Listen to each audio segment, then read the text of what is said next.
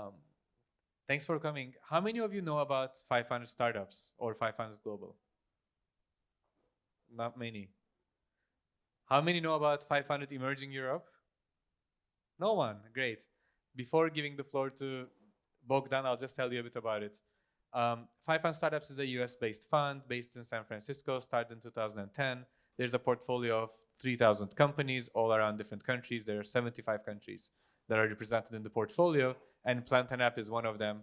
500 Emerging Europe is the vehicle that's dedicated to Emerging Europe, and the way we define Emerging Europe is all the way from the Baltics, Poland, until Turkey, obviously, including Romania. We have a 70 million euro vehicle that we invest into the region. We just started. We did one deal in Poland, and we want to do more over the next 2 years. Hopefully, we're going to do a couple of investments in Romania. And our sweet spot is investing 750K all the way up till 2 million pre-seed, seed. We do invest on idea stage. We're actually bullish on investing on idea stage. We love idea stage. So that's who we are shortly. So now I'm going to be asking a bunch of questions to Bogdan. Unfortunately, we only have one mic, so we'll be giving it back and forth, occasionally dropping it, but we'll see how that goes. So Bogdan, before we go into Plant and App, to set the context right, can you please briefly give a background about yourself? Sure. Thanks, Anis, for inviting me to this event. So I've been an entrepreneur most of my adult life, I would say, mostly in the development space, in the product development space. I was lucky enough, so to speak, to launch my first products internationally in 2009. So that means that we got to be much bigger outside than in Romania. And that, I think, put us in a very interesting spot. And I think it's the same story with UiPath, that you hear. There was a generation of startups there that started doing business internationally before there was any rules. It was wild, wild west in this region of the world. Talking of doing businesses internationally, the reason why we're doing these events all around Central Eastern Europe is a lot of the content online that you're going to find around entrepreneurship is very Americanized. If you look into different podcasts, YouTube videos, etc., it's all about US success stories. But a success story from Romania, a success story from Turkey, Bulgaria, etc., adds much more, because the problems that you would face as a Romanian entrepreneur is much more similar to an entrepreneur in Turkey than an entrepreneur in, God knows, Silicon Valley. That's why we're doing these line of events in different cities, starting with Bucharest, and then we'll do Budapest, Tallinn, Istanbul, etc. Jumping on to Plant and App, can you please describe what Plant and App does? Sure, not an easy question. So Plant and App, it's a no-code, low-code platform, so that doesn't say a lot to most people. But basically, we help organizations build their digital systems much faster and with less technical people. In a way, we unleash a potential of people that are the regular people, the non-professional, to build system, of course, under the governance of IT, and because democratization without governance, it's called anarchy. So in a way, sometimes I think about Plant and App as a business, an HR business, about the future of work, right? And Plant and App transitioned from DNN Sharp back when we invested in 2019 up until 2018. For more than a decade, the company was called DNN Sharp, and they then transitioned to become Plant and App. Can you please elaborate on that transition? Why did you transition away from DNN? What were the problems there, and what opportunity you saw that made you, make that move? Sure. So I dare to say that the technology that we have 4 years ago, it was probably more mature than the multi-billion company that exists today. Unfortunately, I am a developer at heart, and my background is in development. So in the previous business, I left a lot of money on the table. I was very focused on building products, which were exceptional products, and they grew organically. I didn't invest anything in sales and marketing, just throw them out there and people just buy them and then tell other people, and other people would buy. But the ticket size was very low. One-time licenses, it didn't scale, and it took some time until we realized that one, there is a much bigger market for us because we are selling in a very niche market. And two, that we do need other skills that we don't have, like sales and marketing, to be able to expand into this bigger market. So this was a move from on-prem license model to cloud and subscription model that wouldn't be just reliant, that wouldn't have any platform dependency because the initial product, DNN Sharp, was dependent on DNN. Can you tell a bit about your current traction in terms of revenue, MRR, number of customers, churn, whatever you can disclose? Sure. So right now we have over 100 customers, mostly in the US. 50% of our customers and revenue comes from the US. We inherited some of these customers in the early stages from the previous business.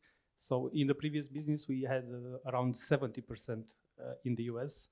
So that was a very good head start. In terms of ARR, right now we are at 1.3 million ARR.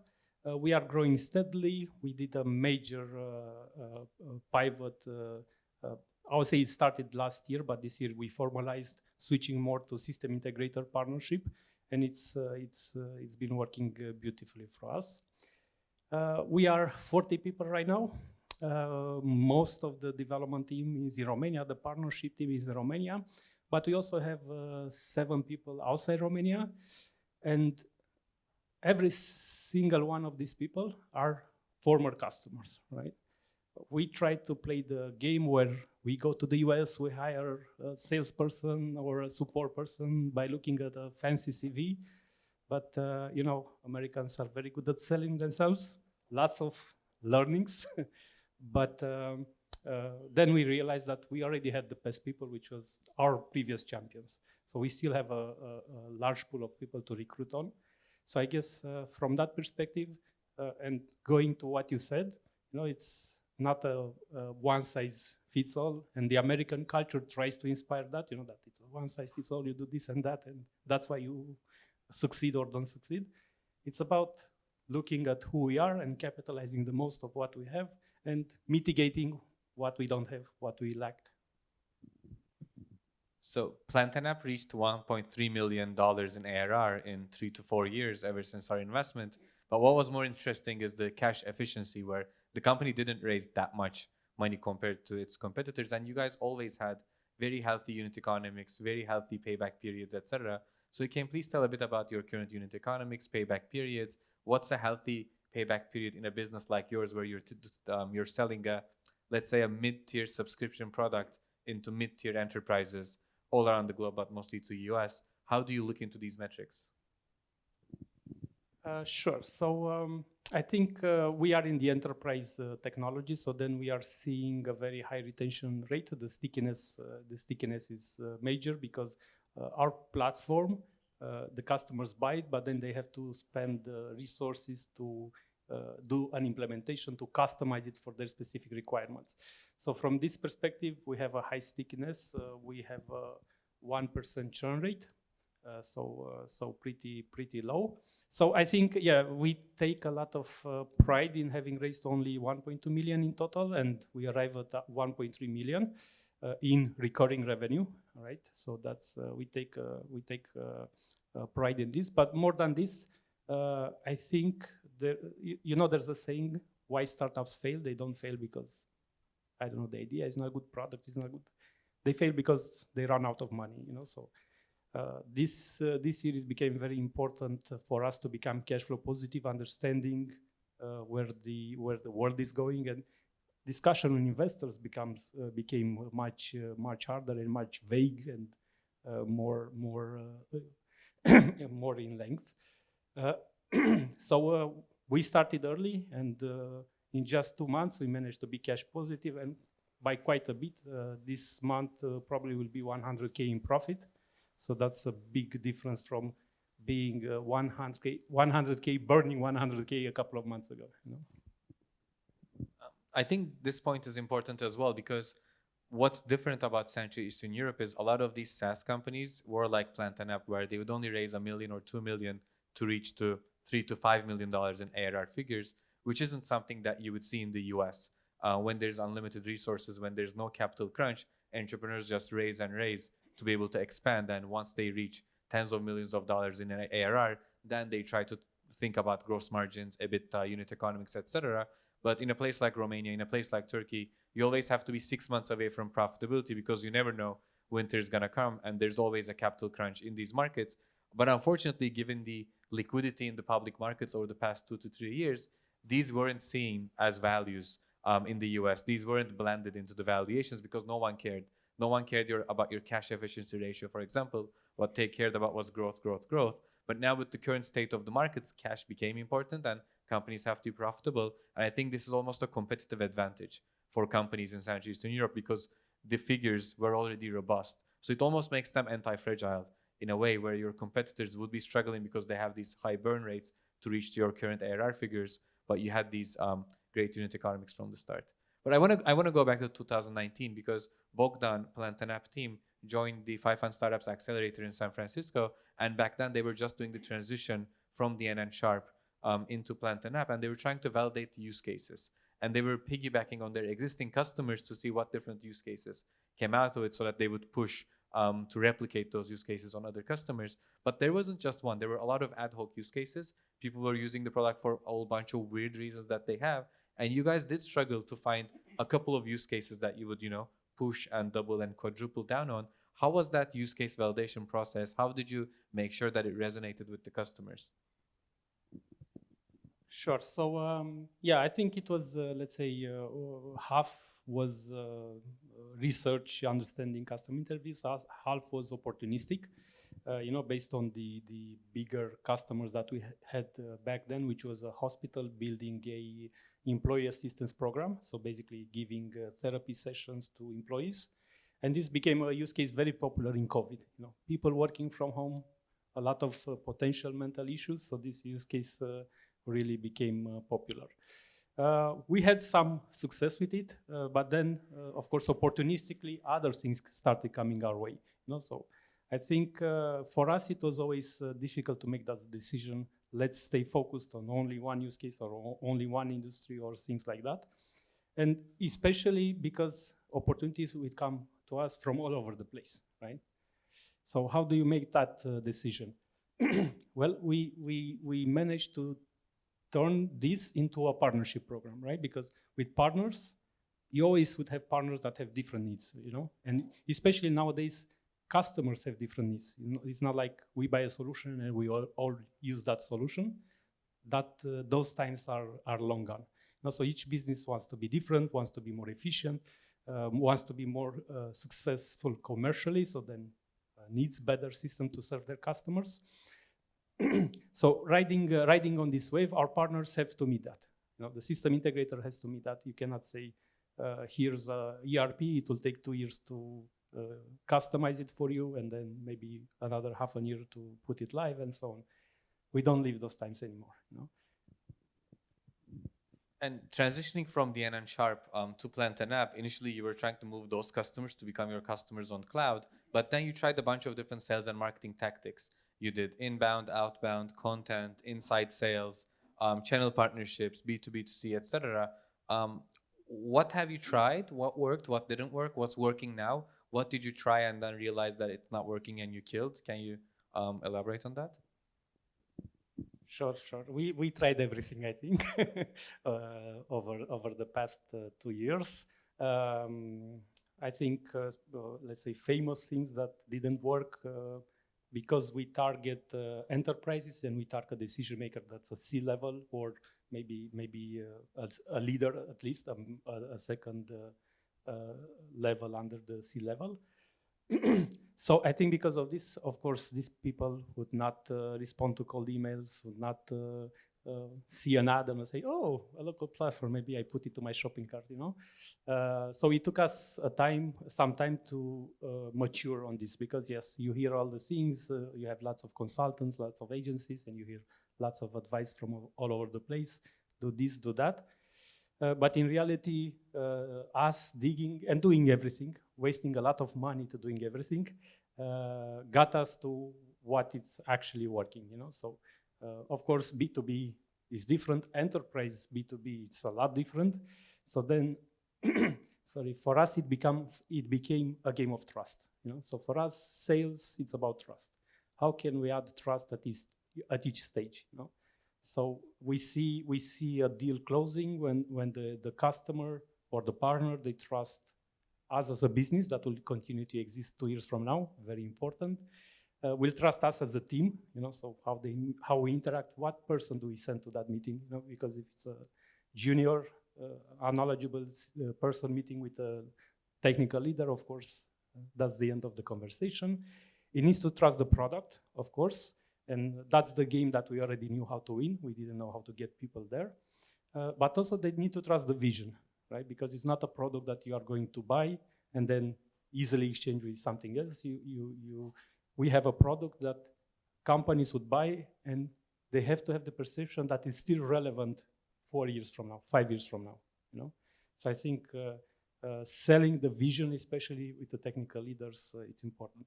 So we got better and better at building trust at all the stages on the pipeline on all these aspects. One of the reasons why we invested in Plant and App back then was because of the defensibility that it has with the customer. There's a good book, Hamilton Helmer, 7 Powers, where one of the defensibilities, one of the moats that you can build is the switching cost. And there's a high switching cost when you build something with Plant and App. And there's a big expansion potential. There's a big upsell potential where the customer is going to continue to build internal products and applications that would increase your average revenue per customer over the next 5 to 10 years. Let's say you reach $1 million in MRR over the next couple of years. You're currently above 100K. You grow another 10x, let's say, in the next 2 years, which is doable if you do 3x for 2 years. Where would that come from? Which sales or marketing channel would you think would thrive over the next 2 to 3 years? Is it partnerships, system integrators? Yes, I think definitely partnerships, because I think we see partners, system integrators, becoming very mature as well as picking vendors. Because yes, you pick big vendors, but big partners, big system integrators told us that we'd rather work with you because if we get the other unnamed big vendor, they will not allocate capacity for us. Right? The project will take 1 year. They will not get involved. You will be there for us because we proved it. So from this perspective, it became, of course, we record everything that people say. So this became part of our pitch, that we have the maturity, the technology maturity of those guys, but the agility of a startup. So that became like a selling point for us. So I said the great thing was the upsell potential, defensibility, high switching costs, etc. And the bad thing about it was the hyper-competitive market, because in low-code, no-code space, you have all these unicorns or companies that are doing billions of dollars in revenue. What's worse than them is you have thousands of long-tail players like all around the place. So how do you position Plant and App in that hyper-competitive market, and what's the main differentiation that it has? Sure. So we tried. We played this game for a long time, and also hearing from investors, "Oh, low-code is a crowded space. How do you differentiate?" and so on. So we finally decided to invest in a Gartner subscription and downloading the research. And the first thing that we see in the research is that you cannot differentiate in the low-code market because we all say the same thing. You build faster with less resources, less pain. Everything is beautiful, right? At the marketing level, at least you cannot differentiate. The key is in execution, right? That's what Gartner says, and that's what we see as well.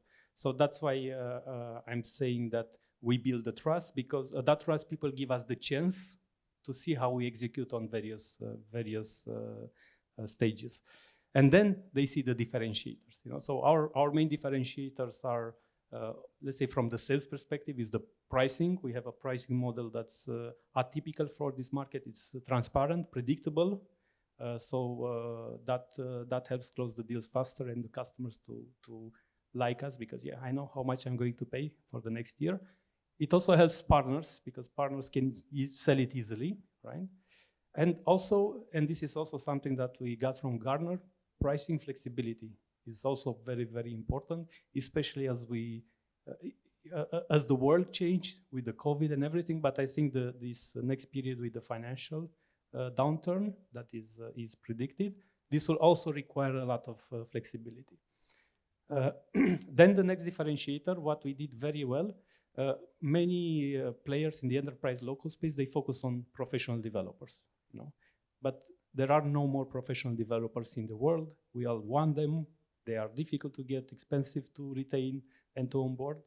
And we, sorry, we tap into what's becoming a growth engine in this world, meaning people get more and more technical skills. Regular people learn to do a bit of scripting, learn to use no-code tools, get more fancy with spreadsheets and BI tools. You know?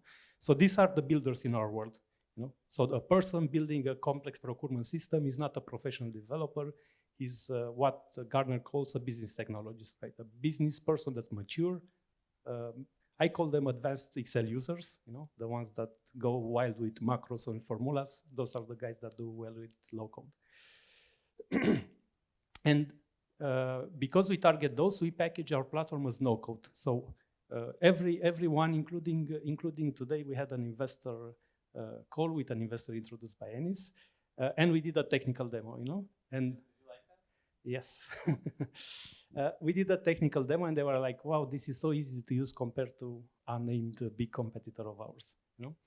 So we package it as a no-code. It appears simple, but you dig deeper and deeper and deeper and you can get to the complex stuff. We just don't throw it in your face. We don't want to scare you, right?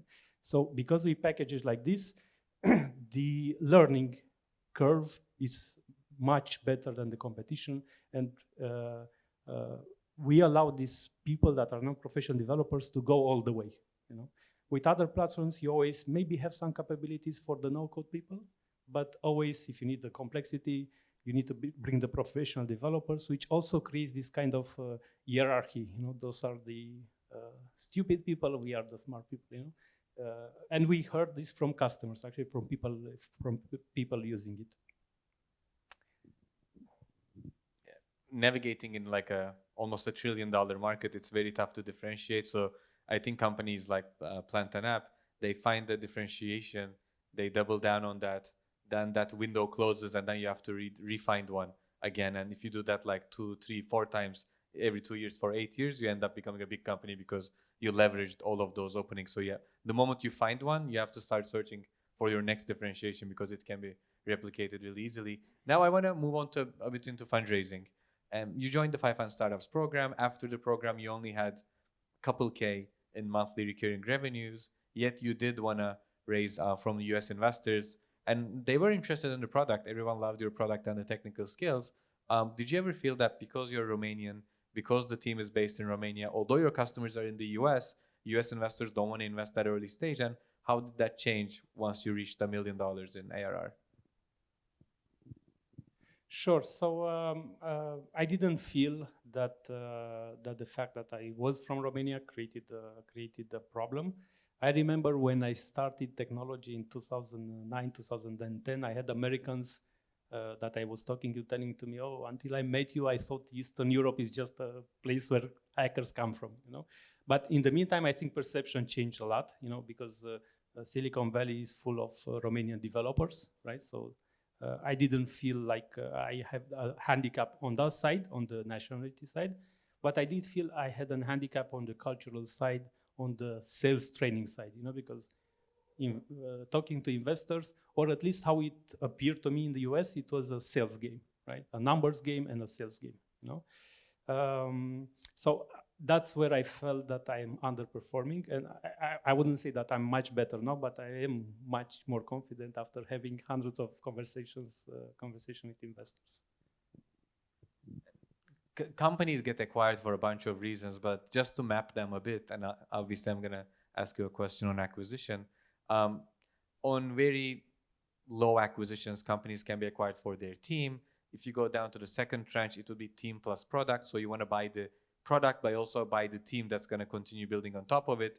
I guess the third one would be more expansion. This can be market expansion, segment expansion, geographic expansion, etc., where the multiples are higher. And then the fourth category are existential threats, where you either buy this company or this company can actually kill you, and then the multiples are obviously off the roof. That's why you hear like $1 billion exits in the market with like 50x plus multiples, etc. Coming to Plant and App, if there's an acquisition down the line, 2, 3, 5, 10 years from now, who do you think are the likely buyers? You don't have to name names, but if you can give product categories or company categories, that'd be great. Sure. So I think one, other low-code platforms, because we are in this what I call the citizen developer game. Most of the low-code platforms are in the professional developers game, and I think for them it's a ticking clock, because that workforce is not growing as fast as the demand. So I think that's, let's say, the first suspects. The second suspects, I think complementary technologies like RPA. It's a very good example. And I see a lot of RPA companies trying to do low code. I would say that the third tier would be major SaaS company, enterprise SaaS company that need to add low code capabilities to their platform. And I'm constantly approached by these kind of companies. Like, for example, you have a big financial system that you sell to enterprises, but of course, people in the company or system integrators cannot customize it easily, build a workflow, some customization on it. So then that's what the market started demanding. Okay, give us the off-the-shelf software, but give us the power to do anything we want with it. I like the phrase citizen developer. One of the things that I forgot, now that you said it, I remembered, was that we're not targeting professional developers, we're targeting citizen developers, and the number of professional developers can't increase that much. There's a cap, there's an education cap that's put onto it, but citizen developers, it's actually booming, and that's a new type of developer category. Was one of the things that Bogdan said 3-4 years ago that kind of caught my attention, and still the case on your pitch deck with the citizen developer. Thanks a lot for joining. It was a pleasure to have you here.